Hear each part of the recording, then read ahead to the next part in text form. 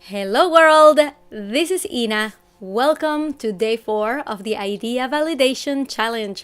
This challenge is for people who, number one, are thinking about starting a business and they have ideas in their mind and they want to solidify it and really figure out where their target audience is to make it into a business.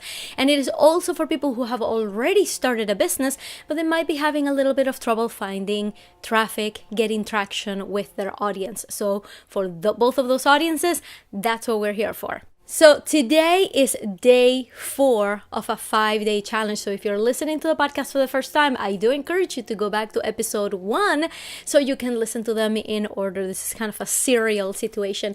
And also a little housekeeping item. You can always go back to the video version of this podcast episode by going to inacoveney.com/CT4. CT stands for Corporate Trailblazers. 4 is episode 4. So you can actually watch the video of this. Today, we're going to talk about how to talk to your target audience.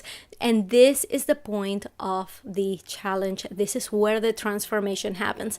Everything else we have done so far, you can read in books, you can sit down and do homework by yourself, but this is where the meat of this challenge is, because nobody else out there in your life is forcing you to go and talk to your target audience. That is my role today, to tell you, hey, it's time. Let's do it. Pick one, talk to them, and this is how you're going to do it. The worst thing that you could do is to go up to your target audience member and say, hey, I have a product. Would you buy it? Yes or no? No. That is not how we're going to conduct market research. That is not going to help you any. Because guess what? People don't like to be sold to. People like to figure things out on their own. People do not like to be approached and be told, hey, this is what you need. Pay me money for it. And that's exactly what it sounds like when we ask questions like that. Hi, Jess. So in this session, I'm going to walk you through exactly how you are going to conduct these interviews. I'm going to cut to the chase. The way that you do market research is by asking questions and by listening to the answers. It sounds super simple, but it's actually pretty difficult to do, especially if you already have a product in mind that you want people to, you want to know, are people going to buy this product or not? That's really what you want to know. So why shouldn't you just go up to someone and say, hey, this is what I have, do you want it or not? It's basically in our nature to just go and say, I want the bottom line, I want them to answer this question for me. But that's not how you're going to get the best answers, because we have to start from the premise that you actually don't know, don't understand where your target audience is and what their struggle is. So if you start from that premise, it seems a little bit ridiculous that you would think, hey, here's the product. So we have to start with the premise, we don't know what their struggle is. We don't know what they want. They don't even know what they want themselves. So in these conversations, that's what we're going to try to start getting out. We're going to start to find out really what is behind their struggle and what is behind what they need. All right. So market research, the reason you don't hear a lot about it, you hear about people, getting a great idea and just going for it, right? You have, the Bill Gates of the world, or you have the Steve Jobs of the world. They came up with an idea and they did it and they became millionaires and billionaires and famous. And Mark Zuckerberg, he had an idea and he dropped out of Harvard and he made it, and that's who we want to be. We want to have a genius idea, implement it, and get all of these people to want what we have. Normally, that is really not what happens. Normally, we have to go out and find out what people need, especially if we have a particular product to sell. All right. So the reason a lot of people skip this important step is because it's hard. It's really hard. And I'm going to tell you why. There's 2 things that make this process super hard. Number one is it's actually work, right? When you're starting a business, you're so focused on your idea and in implementation that you can't be bothered to stop and rethink your idea. I mean, that sounds insane. You're on a freight train. You know what you have to do. You're going to set up your website. You're going to set up your social media accounts. You're going to start offering it. And all of that takes work. So why would you stop yourself and say, I need to ask people what they really want. No, nobody thinks like that. That's why I'm here to force you to make this a part of your process, because nobody else is going to. Everybody else is going to watch you, get on your freight train and be a go-getter and go do it. And I'm here, my role is to tell you, you will be far more successful if you know exactly who you're speaking to and whether they want what you want. So that's reason number one why this is so hard, because it actually takes some self-awareness and to understand that you don't have all the answers, that you are not your target audience, and that they're out there and you need to find out what they really need. That's reason number one. I'm gonna tell you what reason number two of why this is so hard is. And it was one that I struggled with a lot. This is my burden in life. And that is fear. Fear of rejection, fear of success, fear of putting your idea out there. Because the truth of the matter is that when we're all starting our businesses, we all wish that we could start them in secret, right? We all wish we could just start and just speak to this particular group of strangers that, you may or may not care what they think, but at least it doesn't mess up the rest of your life, right? Your husband doesn't have to know. Your mother doesn't have to know. Your sisters don't have to know. So once we start to think like, oh shoot, I'm creating a business and I can't really do this in secret, fear rushes in, right? How am I going to explain what I'm doing? They're going to think that I've gone insane. They're going to think that I'm desperate for attention. They're going to think that I am so desperate for money that I'm resorting to online scams to try to make money. They're trying to sell me something. So all of these questions were flooding my mind, right? Like, what are people going to think once I tell them what I'm trying to do? I mean, I know I make it look really easy to be on camera every day. You guys, this takes some guts because I'm putting myself out there. I'm making myself extremely vulnerable to people out there and telling them, yes, this is a business and I'm doing it and I'm gonna put my face on camera. I'm gonna talk to you like you're here in person with me. You guys, this is not easy, right? And there's a lot of fear that goes with that. So I want to acknowledge that in you. All right. Even if you are a super go-getter, even if you are type A like me, even if you have a perfect idea for your business in mind and you're like, nothing is going to stop me from getting this done, we all have this fear of what are people going to say. We all run into a lot of people in our lives who they're concerned for us, right? They're happy to see us do something else, but they're worried, right? They see us and they're like, well, that doesn't sound like a real job. Maybe you should look for a real job and then do this on the side until you make $1 million, maybe. Or they're going to tell you, why don't you go work for someone who's already doing it and learn from them for a couple of years and then focus on your business. Or, you know what, that business stuff is just probably like not going to take off. The dropout rate for entrepreneurs is 80% within their first year. So why waste your time with it? So when people tell us these things, it's coming from a place of love, right? It's coming from a place of concern for you, for your family, and they feel like they have some wisdom that they want to impart in you. In the meantime, all of this is seeping in your brain, right? It's not, it doesn't make you feel any better. It's not a cheerleading, it's not cheerleading that is coming your way. And guess what? Starting a business is already very hard. So without the proper support, how are you supposed to get out of bed in the morning? So I'm telling you all of this because I want you to know how normal that is. That is so normal that you're hearing me talk about this now. It happens to me. It happens to everyone. So when we start thinking about doing market research and going up to someone we know or somebody that we haven't talked to in years and ask them, hey, I'm starting a new business. Can I have your time for 15 minutes to ask you a few questions? You're putting yourself in a very vulnerable place. And that is reason number two, very important reason why a lot of people never even think of doing market research, because of paralyzing fear. They just put their blinders on and say, it's going to work out anyway. My idea is an awesome idea, right? Your idea may be great, but without knowing exactly where your audience is, who knows, maybe you're marketing to the wrong audience, right? Your idea may be $1 million idea, but are you really speaking the language of the people who would eventually buy it, right? That is really how you get the path of least resistance. When you listen to your audience and you can use their own words and spit them back out to them and tell them, hey, this is what I think you're thinking. They will think you're reading their mind. That is a path of least resistance with target audiences. So now that I've gotten that completely out of the way, because I know what a hard step this is, which is why I started with, I don't want you to skip this step, which is why I was hammering that in yesterday. Don't skip this step, which is why I created a video on the Facebook group. Don't skip this step, is because I know it's hard. I know it's going to take a lot for you to actually decide to do it, but oh my goodness, this is where the meat is. This is where the transformation happens. So I really hope you will take me up on it. So all the work that we did yesterday on identifying your target audience archetypes and finding out, what type they are, what their ranking is, whether you know their plight or not, whether you're familiar with them or not, and then writing down a name of someone in that group who can talk to you. That is foundational. I hope that some of you have already reached out to some of them to see if they're available.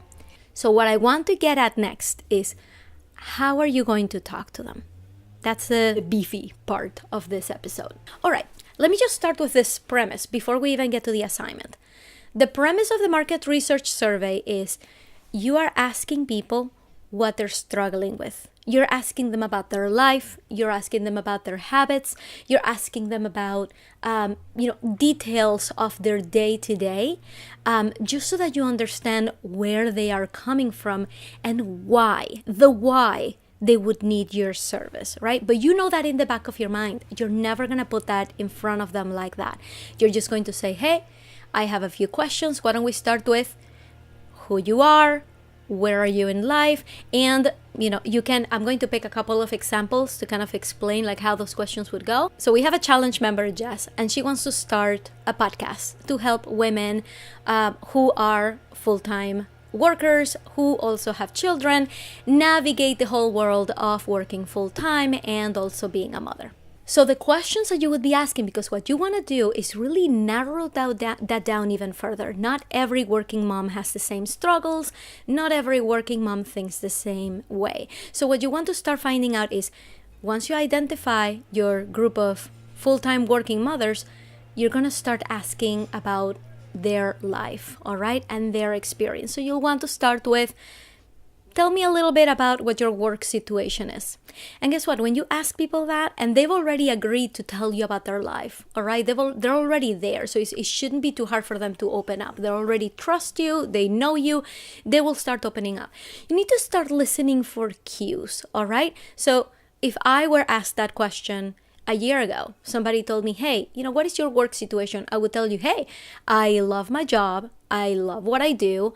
I really don't like my commute, but that's okay because, you gotta do what you gotta do. At the time I was pregnant and I already had one kid. So, I just deal with having my kid in preschool and I pick him up, or his grandparents help me, so I'll start getting into my story. Right? So you'll start learning, okay, where are they? Now you're hearing me say, I love my job. You're hearing me say, I really don't like my commute. So you need to start listening for cues that make you drill in a little bit more. All right. So why is it that you don't like your commute? Well, that's 2 hours that I'm taking away from my family, from my kids. What would you rather have as a commute? So you're not even leading with questions. You're not telling them, would you rather work from home? Not even. Like, what would you rather be? Oh, why do you think that is? Oh, what about, what you just mentioned about your husband's work? Is that work that you would like to do? Are you thinking of working, for the foreseeable future? How's situation at work? Is your boss supportive of you leaving early if you have to? Did you ever have to do that? How do you feel about that? How do you wish your situation was? So as you can see, I'm not asking them, would you listen to a podcast? I'm not asking them, do you feel like you need more support? No, nobody can answer those questions. People can only tell you about their own reality. So your market research questions are going to be all about understanding where they are in life, picking up on cues on what they're saying. Well, I would rather things were this way. Really? Tell me more. So then you start listening for struggles, right? So you can feel free to rephrase things back to them if you'd like. So I hear you saying that you struggle with, your commute being too long. And is that true? Am I saying that accurately? Or do you really struggle with that? And they'll come back and tell you. So you can definitely do back and forth and clarify questions. So that's just one example of what I'm going for in this assignment. All right. So I am going to read you the 3 steps to conduct your market research interview, but now you know what I'm going with, right? You're not asking things up front. You're not leading them with questions. You're simply there to listen and to find out where their struggles are. All right? You can even ask them about what products, services they use to address certain issues. You can ask them about, do they follow people either on podcasts or on blog posts or through social media, Instagram, Twitter, that make them feel better about it. So then you start finding out about competitors. So you're just collecting information and digging in as you hear cues. All right. So now I'm going to read what the exercise is. All right, here we go. The assignment is 3 steps. Step 1, we actually did yesterday. If you did it, if not, do it today, which is to take your list of your target audience archetypes from yesterday, and I want you to write down the name of someone you know who matches that criteria. Again, you should have done that yesterday. If you haven't, do it today. Somebody that you have direct contact with. It could be someone that you haven't talked to in a long time, but you have them on Facebook. It would be easy for you to send them a message or to send them a text and say, hey, I am starting this thing. I would love to borrow 15 minutes of your time. All right. I'm going to tell you one thing that I did here. I'm actually going to pause to tell you a way to identify your target audience too, in a way that they come to you rather than you going to them. What I did, it's not part of the assignment. You don't have to do it this way. And actually, we're probably not going to have enough time for you to do it this way because I want you to talk to someone in the next 24 hours, right? But for the future, because this shouldn't be the only instance where you do market research, it should be something that you do ongoingly in your business. Something that I did was I posted on Facebook a post that was speaking to the struggle of my target audience, all right? And I made it personal. I posted a message saying, hey, I finally quit and started my own business. As I was seeing the comments come through, some people were like, congratulations, what is your business? How's it going? But guess what? I got a couple of people, and this was completely unintentional, but it worked out perfectly. And one of them was Kathy. One of them was Rachel. They are in this challenge right now, and they helped me do my market research. They replied saying, wow, I wish I were doing that, or wow, I did that myself, or I got somebody else who was like, oh, that has always been my dream. So once I got people who related to what I was going through, and I knew those were my target audience, those are the people I reached out to. So that was a little technique that I actually didn't know was a technique when I posted it, but it's something you can perfectly do. Is basically put something out there where you're not asking anyone for anything. You're being personal. You're saying, this is what I'm going through, or something is related to your target audience, and say, is anybody else going through this? What do you guys think? And whoever hooks onto it and says, yes, that's me. I love what you're doing. I can't wait to hear more. The people who are excited, ping them back and say, can I borrow your brain for 15 minutes? Would that be okay? And I assure you they're going to be so excited to help you. They'll say yes. And I am super grateful for the people who said yes to me. I ended up doing about 12 market research interviews out of that post. And so that was a really cool way to identify people in your community who are there for you, who you probably haven't talked to in a long time, but they can relate. Those are the people that are going to be extremely helpful to you as you think of your target audience. So that was just a sidebar. This is just a little practical tip of how you can do this. Step number 2 is to write down your questions. Something that is really important is if you're going to interview multiple people, I want you to stick to asking the same questions to every single one of them. And the reason is that I don't want you to feel like you had one interview that was okay, and then another interview where you got a lot more information. It makes you wish, darn it, I wish I went back to that first one. I had asked them these questions. So I really want you to spend time thinking through what questions you really want answered. All right. Everybody's story is going to be different. Everybody's back and forth is going to be different. And I do want you to drill in. Don't just say like, just because I have a script, I can't improvise. Yes, you can improvise, but I want to make sure that you hit every single question on your list. More information is a bonus, but at the end, you should have a list of answers that you can compare from one person to the next. All right. So that you never leave anything on the table. So I'm going to read the assignment, so I'm doing it justice. So here it goes. Write down a list of questions, and this is important. You will ask everyone the same questions so that you can compare and contrast answers and compare apples to apples. Let's say you want to start a travel blog. Here are some sample questions that you might ask.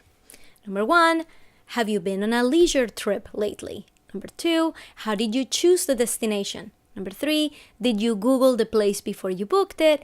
When you Googled it, what information were you looking for? Did you find the answers you needed? If yes, where did you find them? And tell me more about that. If not, then why not? So, questions about what they do that is around your topic. All right.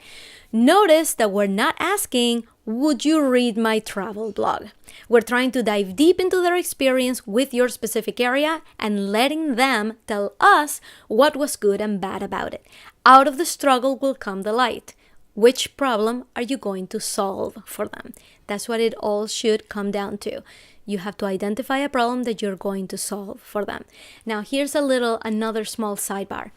A lot of the problems you're solving, people don't know are problems, or people don't know that it is a problem and that they would want to solve it. So that's why, creating an interview based on, hey, you must have this problem, how do you want to solve it? People may be confused by that because they're going along their lives just fine without you, without a solution to their problem. They may not even know that it is a problem. So that's why you just want to find out if they're struggling, right? And if they are, you don't have to point it out. You just can dig in and ask more about it so that you become educated on what the struggle is, so you can come up with ideas to help them with it. This is step number 3. Ask them to chat over the phone. So all the things we've done so far have not been talking to people. It's just identifying who you're going to talk to. And number 2, write down your list of questions. Number 3, ask them to chat over the phone. It must be over the phone or video chat. Video chat works fine. When you speak to someone like this, like back and forth on a video call, on a phone call, you get so much more out of it than on a messenger or a text conversation, because guess what? When we are talking, we have to improvise very fast to see what we're going to say next. But when we're typing, I'm sure you've done this too, because I have done it myself. You start typing and then you find yourself typing a lot, right? And you write like 3 paragraphs and then you look back on it and you say, I don't think they need to know all of that. I don't think I'm answering their question. Select all, delete, and just write 3 lines. I have done that before. So you need to assume that whoever you're talking to would do that too. And you don't want to lose those 3 paragraphs, which is why doing this over the phone or doing this over video is super important. On step 3, I also want you to find out if they're okay with you recording the conversation. And the reason is that you can take it, transcribe it, and there's very cheap transcription services like, $1 a minute, something to that effect. There's a website called rev.com, rev.com. They're not paying me for this. I'm not an affiliate for them, but it's very easy. You just upload something, within the next half an hour, you get a transcript back. You can transcribe them and then you can use a highlighter and say like, okay, let me see what are the phrases that people are commonly using. Like this person used, this person used, this person used. Highlight it and say like, yeah, this is the goal. This is where all of my emails are going to say, where all my social media posts are going to say. You want to talk to them like you're reading their minds, all right? That's the feeling you're going with, and that's why these conversations are so important. It gets you on the path of least resistance to reaching them. So, but for this exercise, because we only have 24 hours, I just want you to speak to one person, all right? If you have 2 lined up, hey, the more the better. If you have 10 people lined up in the next 24 hours, even better. But I really want you to get something done. I don't want you to be bogged down and overwhelmed. So I really want you to pick one person to talk to, write down your questions in advance, and go and have a conversation with them. Tell them, I just want 15 minutes. In reality, they will get very excited about the topic because you're asking them about them. People love to tell you, hey, these are the problems I'm having. People love, especially when they have a captive audience. I mean, I will speak anybody's ear off about what I do if they ask me. If I feel like they're genuine and they really want to know, I will talk about it endlessly, all right? And a lot of people are like that. So in your conversations, most likely will be a little longer than 15 minutes. I had market research conversations that lasted an hour when I only asked them for 15 minutes. Be aware of their time. Make sure to ask them, is it okay if we keep talking? I know we're running out of time. Be courteous, all right? Be very conscious. Be very considerate with people that you're talking to. But yeah, definitely offer some information about yourself too. Relate to what they're saying. That will make sure that you get the most out of that conversation. So those are the 3 steps that I want you to follow. I do want you to talk to someone in the next 24 hours though. Like, I don't want you to delay. If you have all of the fears that we talked about in the beginning of this episode, I want you to put the blinders on and jump into the deep end and just do it. These people are going to be so excited to hear from you and to help you with it. You're going to walk out the other end completely enlightened. It'll give you so much clarity about your niche and about what to do next. And I didn't want to close out without telling you what is happening next, because as you're starting your business, the most important part that you need to be setting up for the business physically itself is to have your online presence all set up. So what we're going to talk about tomorrow is about your website. All right. I'm going to tell you something that I actually didn't realize until recently. I have been making WordPress sites for a long time. All right, that's just where I started because it was cheap. It is so cheap to just get a host, to install WordPress for free, and to just go ahead and do it, right? So when I first started my business, that's exactly what I did. I built WordPress sites.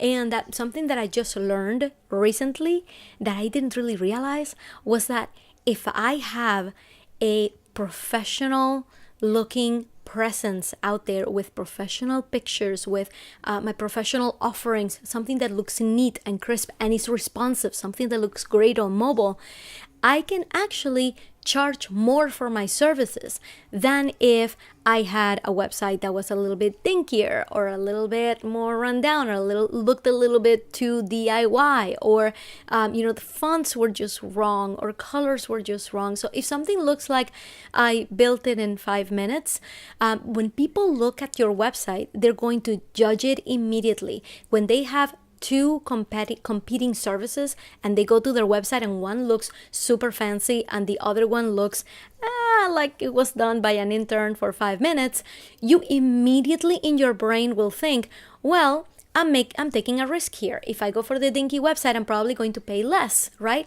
But it will be, it'll be cheaper, but I can deal with that. Or you can choose, you know what? I want this job to be done right, so I'm going to go for the fancier one. The truth of this whole thing is that it's all in your brain. These websites don't actually reflect the value of the service. These 2 websites could have been made by the same person, because getting stuff on a page in a dinky way is exactly the same effort as putting fancy stuff on a page. You just have to know what you're putting up there and what the guidelines for design are. It takes exactly the same effort to look great and to not look great, or to not look great and to look great.